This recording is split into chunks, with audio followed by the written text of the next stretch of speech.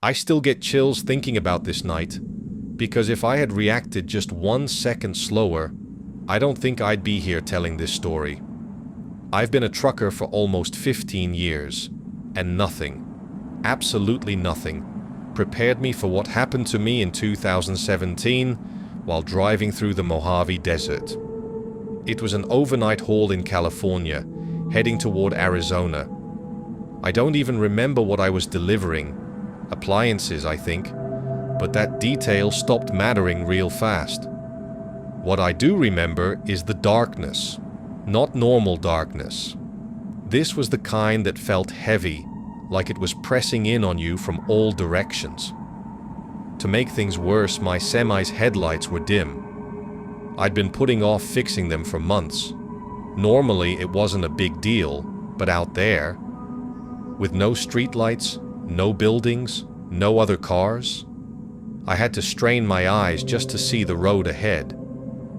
I considered pulling over and waiting for sunrise, but I needed the money badly, so I kept driving, telling myself it was a straight road and I'd be fine. About an hour before sunrise, I saw something rushing toward me in the distance. My heart jumped. I thought it was an animal. I slammed the brakes. The truck screeched to a stop, less than a foot from a car sitting directly on the double yellow lines. Hazard lights flashing, passenger door wide open. That's when I knew something was wrong. I'm not easily scared. I've handled myself in bad situations before, so at first I wasn't terrified, just confused. I figured maybe someone needed help. I backed the semi up and pulled over. The desert was dead silent. No wind, no bugs, nothing. The only sound was the soft click, click, click of the hazard lights. That silence felt wrong. I walked up to the car, a newer red Ford Fusion, and looked inside. Empty. Front seat, back seat, floor, nothing. No driver, no passenger. My curiosity instantly turned into unease. I kept glancing over my shoulder, convinced someone was watching me from the darkness just beyond my headlights. Still, against my better judgment, I kept investigating. The keys were in the ignition, engine off. I walked to the trunk and tried to open it. Locked. I grabbed the keys, unlocked it, still wouldn't open. It felt jammed, like something was holding it shut from the inside. I opened the back door and reached through the back seat. That's when the trunk popped open. Inside were 3 thick black garbage bags and a rope tying the trunk closed. My stomach dropped. And right as I leaned closer, bang! A gunshot exploded through the desert. I slammed my head on the car roof in shock and bolted. As I sprinted back to my semi, I heard a rough, angry voice yelling behind me. "Hey! Hey!" The voice was getting closer. I scrambled into the cab, turned the key, the engine stalled. I panicked. Then it roared to life. As I pulled away, my headlights swept past the car, and I saw him. A short, stocky man with red hair, overalls, shin-high boots, a small shovel in one hand, an old hunting rifle in the other. We locked eyes. He didn't look insane. He looked worried. He dropped the shovel, waved his hands, and shouted for me to wait. I didn't. If you're enjoying this story so far, make sure you're subscribed, because stories like this only get darker, and you won't want to miss what happens next. I floored it. 5 minutes later, I thought I was safe. Then I saw headlights behind me, closing fast. My fear hit a level I didn't know existed. I called the police while the car rode my bumper, honking non-stop. For nearly 15 minutes, he chased me through the desert. Then he cut in front of me and slammed his brakes. I was seconds from crashing when flashing police lights appeared ahead. The Ford swerved off the road and vanished into the desert. The police took my report, and that was it. No updates, no answers. To this day, I don't know what was in those bags. Some people think bodies, others think animals. Honestly, I don't want to know. All I know is this: I've never felt safe driving through the desert at night ever again.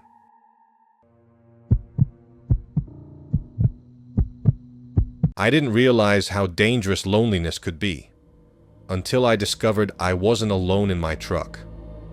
I'm on the younger side in the trucking industry, and I've been making deliveries for just over 2 years now. People always say trucking is easy, just long hours and open roads. But no one talks about what isolation does to your mind when you're alone for hours on end. This happened about 3 months after I got hired by my first company. I was driving from southern New Jersey to Lafayette, Indiana, about a 12-hour trip. That might not sound terrible, but I had already finished an 8-hour drive earlier that day. I was exhausted, but I wanted the job done as fast as possible, so I decided to drive through the night. Big mistake. The roads were empty, which let me push my semi a little faster than usual. About halfway through the drive, I reached for a Red Bull. Nothing. I had completely forgotten to restock after my last delivery. I slammed my hand against the dashboard in frustration. I knew what that meant. Either I stopped, or I risked falling asleep behind the wheel. Eventually, I pulled into what I thought was a service stop. But the moment I slowed down, I realized it wasn't. It looked like an abandoned gas station with a run-down convenience store attached to it. Too late. I had already parked. I figured I'd check it quickly and leave. Best case, it was open. Worst case, the door was locked. The door opened. Inside was pitch black. That alone should have made me turn around. But exhaustion makes you do stupid things. I stepped inside, letting my eyes adjust. That's when I noticed a faint glow coming from a back room. Curiosity won. I opened the door and found a refrigerator plugged into the wall. Relief washed over me. I yanked it open. Empty. Not just empty, gutted. Shelves completely removed. As I shut the fridge, I heard a noise behind me. A clatter, like something hitting the floor in the main room. I froze. 10 seconds passed. Maybe I imagined it. I slowly walked back out. Nothing. I didn't wait any longer. I jogged back to my truck and drove up the road to another shop. Thankfully, that one was open. I grabbed my drink, paid, and rushed back to my semi. Something felt off. Before starting the engine, I glanced back at the abandoned store. The door was open. I knew I had closed it. I shook it off and got back on the highway.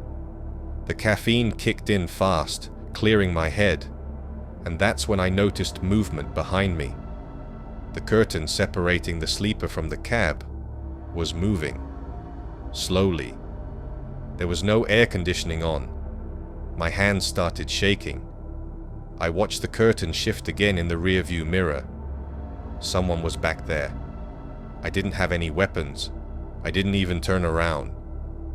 I quietly typed the nearest police station into my phone and started driving. Those 20 minutes were the longest of my life. I imagined hands reaching for my throat, someone grabbing the wheel, crashing the truck. When I finally pulled into the police station, I slammed on the brakes and sprinted inside. Within minutes, officers surrounded my truck. They opened the back and pulled out 3 people, 2 men, 1 woman. They looked homeless, wrapped in filthy blankets, wearing torn clothes. One of the men was carrying 2 switchblades. None of them spoke. They just stared at me as they were cuffed and taken away. I never found out how they got in. I never found out what they wanted. And I don't think I ever want to know. After more than 15 years on the road, I thought I had seen everything a trucker could possibly see. That night proved me wrong. My name is Kevin, and trucking has been my life for a long time. When you've been doing this job for years, everything becomes mechanical. Pick up the load, check the paperwork, hit the road, deliver, repeat. We don't get paid by the hour, so speed and efficiency become habits you don't even think about anymore. That's where I messed up. 4 years ago, I was working out of a warehouse in North Dakota. If you've never driven there at night, it's nothing but endless flat land and highways cutting through pure darkness. It's easy to convince yourself you don't need sleep, that you can just push a little longer. It was a cold Tuesday morning in May. Mondays and Tuesdays were always the busiest, so I decided to take on extra work and finish the entire run to Montana in one shot. No stopping, no sleeping. I left a few hours after lunch, confident I'd arrive early the next morning. By the time midnight rolled around, my body was fighting me. My eyes felt like sandpaper. Every few seconds I'd blink a little too long. I only had about an hour left, and that thought kept me going. A buddy of mine named Tristan had introduced me to smelling salts years earlier. He swore by them, said one sniff would wake you right up. I kept a small bottle in my cab for emergencies. This was definitely an emergency. I took a deep whiff. My head snapped back instantly as adrenaline flooded my system. My heart started pounding, and for a while it worked. I felt sharp, alert. Then the road started blurring again. The sudden roar of my tires drifting onto the shoulder jolted me awake. My hands clenched the wheel so hard my knuckles turned white. That was the moment I realized how dangerous this had become. I slowed down, scanning desperately for a place to pull over. There was nowhere. Just thick woods on both sides of the highway.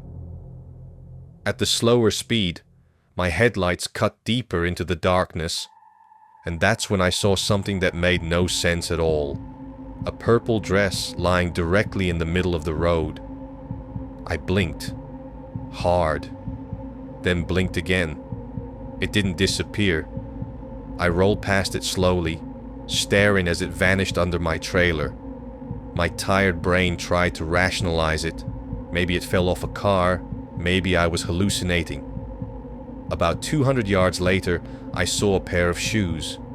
That's when my stomach tightened. Further up the road, more clothing appeared. Shirts, pants, small items. Some of it was unmistakably children's clothing. I slammed on the brakes and stopped the truck. The engine idled loudly in the silence as panic crept in. My heart was racing now, exhaustion forgotten. Something was deeply, horribly wrong. I sat there for a full minute, staring straight ahead, waiting for something. Nothing happened. Against every instinct I had, I stepped out of the truck. The cold night air hit my face and sent a shiver through my body, waking me up more than the smelling salts ever did. I walked toward the pile of clothes. Kids' clothes, boys and girls, scattered like they'd been deliberately dropped. I slowly turned, scanning the woods. Nothing but darkness. Then, crunch, to my left. I spun around, my heart slamming in my chest. Silence. I stood there, barely breathing. About 30 seconds passed. Crunch. This time, from the opposite side of the road. Every survival instinct I had went into overdrive. I turned and ran back toward my truck. I was halfway to the door when it happened. A child screamed. It wasn't distant. It wasn't faint. It sounded close. I froze with my hand on the door handle, my entire body shaking. My mind was tearing itself apart. I couldn't just abandon a child, but there was no way I was running into pitch-black woods either. Before I could make a decision, another scream echoed out. Same tone, same pitch, too perfect. Without thinking, I jumped into the cab and turned the truck toward the sound. I flipped on the high beams and the headlights blasted about 30 yards into the woods. That's when I saw them. 3, maybe 4 people. One of them was holding a large speaker. The second the light hit them, they ducked behind trees, but not fast enough. I saw exactly what was happening. They were playing fake child screams, trying to lure me into the woods. I just sat there, frozen, staring at the trees where they disappeared. My hands were trembling as I reached for my phone. Then something slammed into the side of my truck. A heavy, solid thump. That snapped me out of it. I slammed my foot on the gas and took off. As I sped away, I caught a glimpse of someone standing on the opposite side of the road. He yelled something I couldn't understand and hurled an object that shattered part of my passenger side window. I didn't slow down. I didn't look back. I drove the final hour in complete silence, my heart pounding the entire way.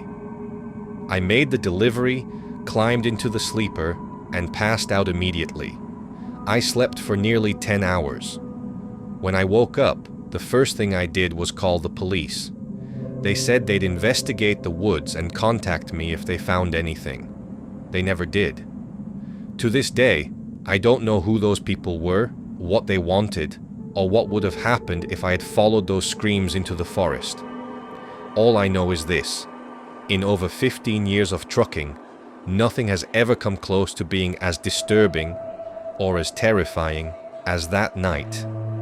If you enjoy true, disturbing horror stories like this, make sure to subscribe to the channel and turn on notifications. New terrifying stories every week. Your support helps keep the channel going.